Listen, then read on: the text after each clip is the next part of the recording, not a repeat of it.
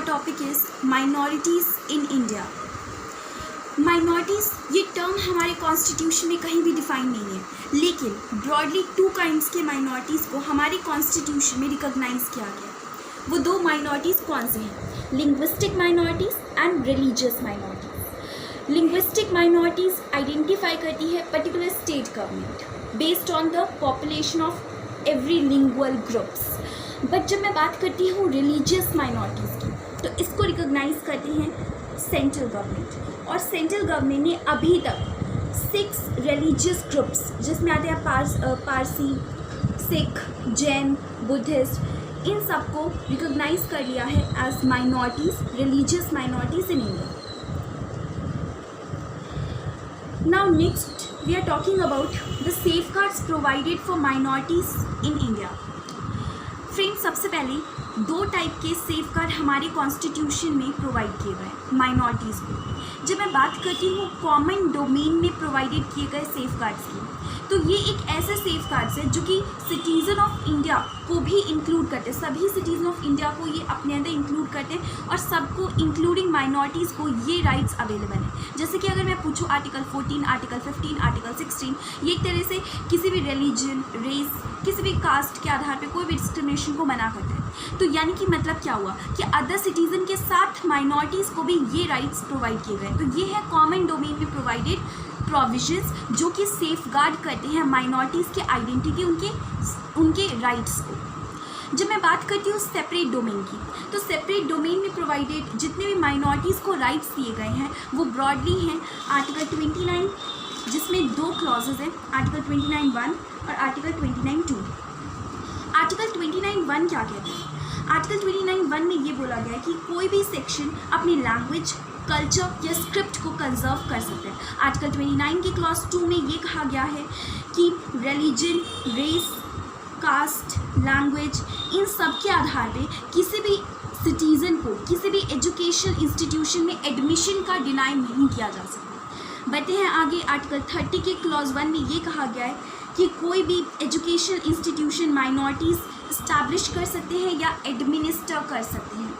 Article 30 के clause 2 में ये कहा गया है कि माइनॉरिटी जितने भी इंस्टीट्यूशन को चला रहे हैं, एजुकेशनल इंस्टीट्यूशन को चला रहे हैं, उनके साथ कोई भी डिस्क्रिमिनेशन नहीं किया जाएगा जब भी स्टेट कोई भी एड डिसबर्स कर रही है। सपोज कीजिए कि स्टेट है, वहाँ पे डिफरेंट इंस्टीट्यूशन चल रहे हैं, तो वहाँ पे कोई एजुकेशन इंस्टीट्यूशन ऐसा भी होगा जो माइनॉरिटीज़ चला रही है, कोई इंस्टीट्यूशन ऐसा भी होगा जिसे मेजॉरिटी ग्रुप का कोई पर्सन चला रहे हैं। तो जब कभी भी बात आएगी कि स्टेट एड प्रोवाइड करिए, तो उस माइनॉरिटी द्वारा रन मैनेज्ड इंस्टीट्यूशन के साथ कोई भी डिस्क्रिमिनेशन नहीं किया जाएगा in disbursing aid. So this was article 30 का क्लॉज 2। बढ़ते हैं आगे, आर्टिकल 347 में ये कहा गया है कि स्पेशल प्रोविजंस यहाँ पे दिए गए हैं related to the language spoken by section of people. एक कम्युनिटी जो भी भाषा बोलती है उससे संबंधित स्पेशल प्रोविजन आर्टिकल 347 में दिए गए हैं, यानी कि लिंग्विस्टिक माइनॉरिटीज़ के इंटरेस्ट को सेफगार्ड कर रहा है। बढ़ते हैं आगे, आर्टिकल 350A और आर्टिकल 350B। आर्टिकल 350A में ये कहा गया है कि हर एक बच्चा अपने प्राइमरी स्टेज में जो एजुकेशन रिसीव कर रहा है वो उसके मदर टंग में दिया जाएगा। Article 350B 7th constitutional amendment के थ्रू ऐड किया गया था। इसमें ये कहा गया था कि एक special officer for linguistic minorities president appoint करेगा, जिसका काम ये होगा कि जितने भी लिंग्विस्टिक ग्रुप्स हैं उनके इंटरेस्ट को सेफगार्ड करना। बढ़ते हैं आगे, आर्टिकल 25 में हमें पता है कि फ्रीडम ऑफ कॉन्शियंस प्रोवाइड किया गया, जिसके अंतर्गत a person can practice, profess and propagate any religion of his choice. Fine, so this is article 25.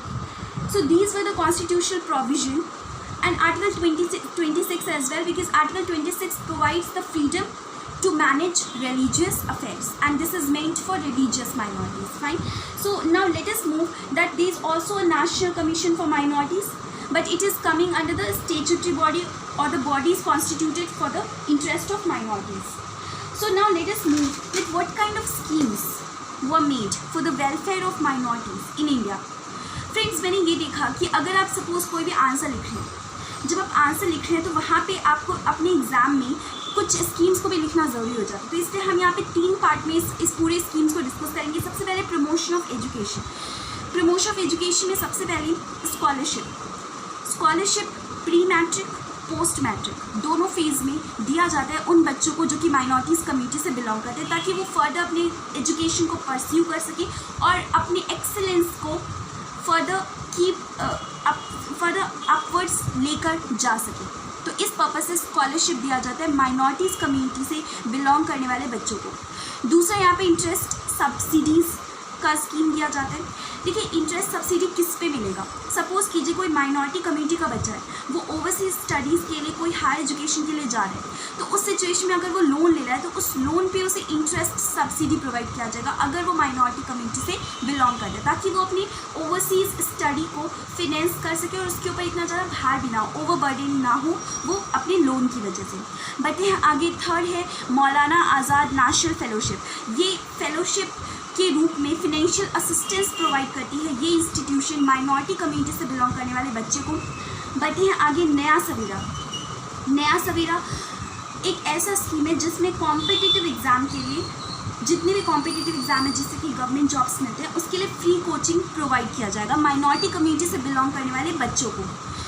आगे अगर बात करें नई उड़ान की, तो नई उड़ान में यहाँ पे ये बोला जा रहा है कि सपोज़ कीजिए कोई बच्चा है, उसे प्रीलिम क्वालिफाई कर लिया जो कि एसएससी या फिर स्टेट पीएससी या फिर यूपीएससी इसके द्वारा कंडक्ट किए गए, अगर प्रीलिम को क्वालिफाई कर लिया है तो उस माइनॉरिटी कम्युनिटी के बच्चे को यहाँ पे सपोर्ट प्रोवाइड किया जाएगा इस स्कीम में, नई उड़ान स्कीम में। बढ़ते हैं अपने सेकेंड पार्ट ऑफ डिस्कशन में, वो है social and economic empowerment. Social and economic empowerment के लिए सबसे पहला स्कीम है सीखो और कमाओ। सीखो और कमाओ में इसका पर्पस ये है कि एम्प्लॉयबिलिटी इंक्रीज़ करना। आपको पता है कि अगर स्किल हमारे पास होगा तो एम्प्लॉयबिलिटी खुद का खुद बढ़ जाएगी। तो यहाँ पे माइनॉरिटी कम्युनिटी से बिलोंग करने वाले जो भी यंग वंस हैं, जितने भी यूथ हैं, उनको यहाँ पे स्किल इम्पार्ट किया जाएगा ताकि उनकी एम्प्लॉयबिलिटी बढ़े, अर्निंग कैपेबिलिटी बढ़े। बढ़ते हैं आगे। और हाँ दोस्तों, ये भी याद रखिएगा कि अगर स्किल अवेलेबल है ऑलरेडी, अगर पहले से ही स्किल अवेलेबल है तो उनको अपग्रेड किया जाएगा। दूसरा स्कीम है यहाँ पे इस हेड में उस्ताद स्कीम में क्या किया जाएगा कि देखिए दो पर्पस यहाँ पे सर्व होंगे। उस्ताद scheme ministry of minority affairs conduct करवा रही है। इससे बेनिफिट क्या होगा कि हमारा आर्ट और जो भी कल्चरल हेरिटेज है, वो भी आर्ट और क्राफ्ट का जो हमारे इंडिया का ट्रेडिशन है वो तो एक पॉइंट पे कंजर्व किया ही जा रहा है, दूसरे पॉइंट पे माइनॉरिटी कम्युनिटी के जो आर्टिशियंस और क्राफ्टमैन हैं उनको यहाँ पे सपोर्ट प्रोवाइड किया जा रहा है। ये है इसका बेनिफिट उस्ताद स्कीम का। तो यानी कि माइनॉरिटी कम्युनिटी से बिलोंग करने वाले आर्ट्स के वर्क या फिर क्राफ्ट के वर्क बनाने वाले आर्टिशियंस के लिए ये स्कीम है उस्ताद स्कीम। और अगर कभी भी आपसे पूछा जाए कि कौन सी मिनिस्ट्री से चला रही है तो मिनिस्ट्री ऑफ माइनॉरिटी अफेयर्स। बढ़ते हैं आगे। नई मंजिल के बारे में अगर आप बात करें तो इसका पर्पस ये है कि जो भी माइनॉरिटी के यूथ हैं उनको इंगेज करना, उनको एक गेनफुल एम्प्लॉयमेंट अपॉर्चुनिटी प्रोवाइड करना। और इसमें ये भी एनविसेज किया गया कि अबाउट 70% यूथ को यहाँ पे प्लेसमेंट अपॉर्चुनिटीज़ भी प्रोवाइड किया जाएगा। जब मैं बोलती हूँ प्लेसमेंट अपॉर्चुनिटी मतलब कहीं ना कहीं उन्हें एम्प्लॉयमेंट अपॉर्चुनिटी प्रोवाइड किया जाएगा। बढ़ते हैं आगे। अब हम बात करने वाले हैं प्रधानमंत्री जन विकास कार्यक्रम।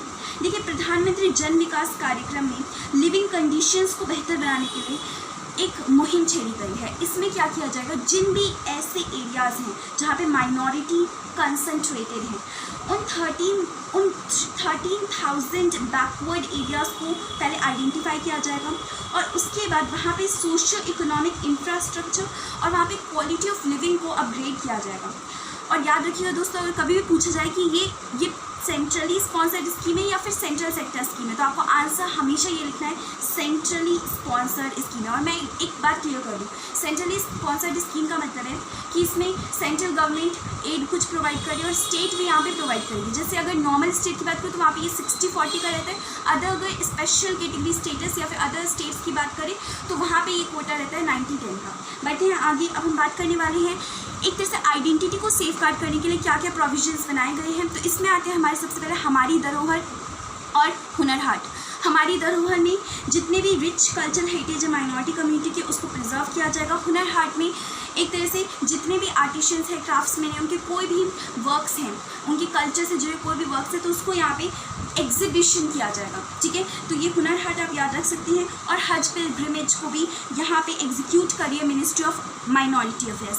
तो ये था। अब मैं अपने इस वीडियो को कंक्लूड करते हुए आपसे एक कंक्लूजन लिखना चाहती हूँ कि इंडिया एक प्लूरलिस्टिक सोसाइटी है। और याद रखिएगा कि हमारे इंडिया में माइनॉरिटी कम्युनिटी से बिलोंग करने वाले सभी सिटीजन्स के लिए आइडेंटिटी, उनकी सिक्योरिटी और उनको एडिक्वेट रिप्रेजेंटेशन के साथ साथ उनको इक्विटी का ट्रीटमेंट देने की पूरी कोशिश की गई है. That's all for this video. Next meeting you in the next video. Thank you.